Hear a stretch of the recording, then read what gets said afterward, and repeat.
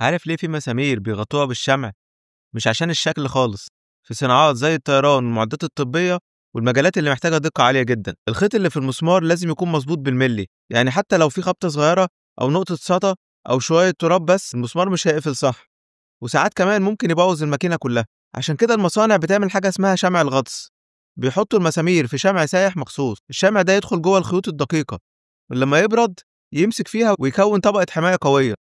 الطبقة دي اللي بتحافظ على المسمار من أي خدش أو خبط وهو في النقل أو التخزين، وكمان بتمنع الهواء والرطوبة توصل له، يعني مفيش صدى ولا تراب. لما يجي بقى وقت الاستخدام كل اللي تعمله إنك تفك الشمع أو تشيله، وتلاقي تحت منه المسمار جديد ولامع كأنك فتحت حاجة متغلفة شاريها أول مرة. تخيل بقى لو المسمار الواحد بياخد كل الحماية دي، كام خطوة بياخدوها عشان يتأكدوا إن الطيارة كلها آمنة قبل ما تطير. وأخيرا لو عجبك الفيديو اضغط لايك وشير وتابعني وانتظر مزيد. شكرا.